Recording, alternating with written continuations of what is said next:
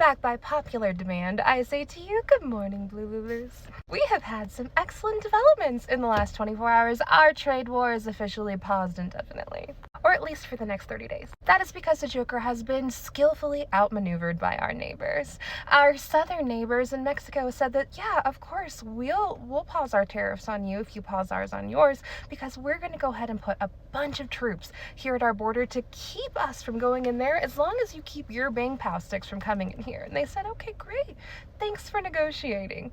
Even though they were doing that already. But you know what? Fine. Whatever works, works. You go ahead and take credit for that, Joker. Keep up your excellent negotiating skills. Virtually the same thing happened up in Canada. They said that, yeah, we're going to put troops at our border too. We're going to secure it. We're going to keep this horrible, awful, evil stuff from getting into your country. As a matter of fact, we're going to put $1.3 billion into it to secure our southern border. And they said, great, awesome, we love border security, good job, thanks for listening. Even though this was a deal that was reached back in December when the Maverick was there, but you know what? Yeah, you go ahead and take credit for that. We should workshop other ways that we can use these negotiation tactics in our everyday life. How about we should say, you know what, as long as at least 97% of people don't identify as trans, it's okay for those other 3%, because we just need a majority of people not to be trans, and that would give us a 2% little leeway, and they could say, yep, we've officially made it official, no more than 3% of people can be trans. I'm like, okay, yeah, good job, keep it up.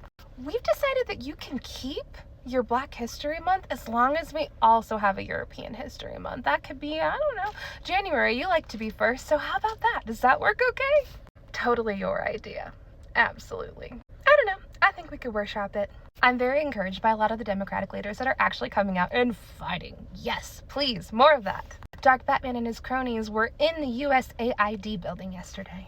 And the Democratic Congresspeople went outside that building. They held a big press conference talking about how illegal it is, and they attempted to gain access to that building. It was very challenging because they were being blocked out by law enforcement and security, but they were able to get into that building and get him out of there. Yes, thank you. As a result, a congressman from Hawaii said that they are going to freeze all of the Joker's appointees in the state of Hawaii, to basically stifling his ability to put out his agenda in their state. And in response, Adam Schiff said that we should be using every single tool in our toolbox to fight back against them. Well, while we're using every single tool, can I make a suggestion? How about you open a forensic audit into our costume contest? Because the fact that he was in the USAID building in the first place is a big deal. Like, it raises a lot of red flags. The USAID's primary objective is to ensure free and fair contests all over the world and to promote democracy. So it makes a lot of sense that, knowing fully how much Dark Batman has had his fingers in every single democratic contest all over the world, that he would want that information, because that is where the information would be held, within the USAID building. And if the last 2 weeks have taught us anything, it's that Dark Batman has absolutely zero regard for the rule of law whatsoever. And so the fact that he was so entangled with ours makes you think, right?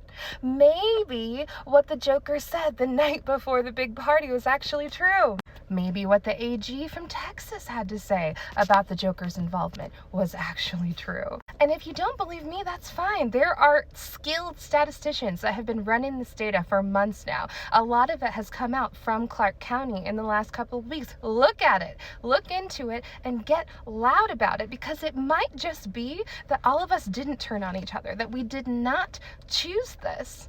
And if you don't believe that data, believe yourself. You were there.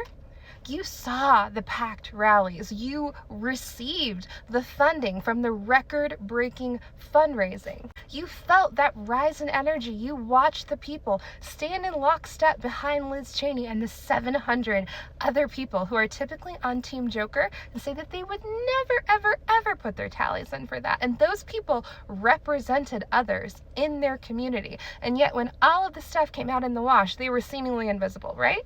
Dark Batman's disregard for the law did not start 2 weeks ago. It didn't start 2 weeks ago. Come on! I know you don't want to sound like them. You don't. I know that you don't want to seem crazy, but crazier than who? Crazier than what? Crazier than this?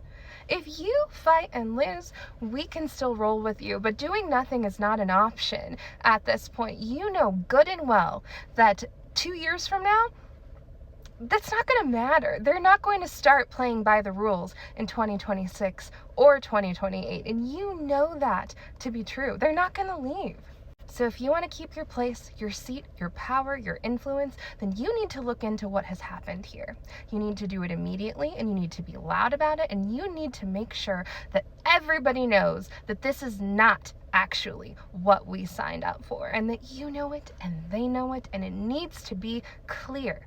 Stop gaslighting us and everybody else, because clearly criminals gonna crim. Criminals gonna crim, okay? What do you have to lose? If you enjoyed this video, give me a like, comment, and a follow. Keep your eyes up for the helpers today, and keep your eyes up, keep your feet on the ground, and I will see you next time. Ta-ta!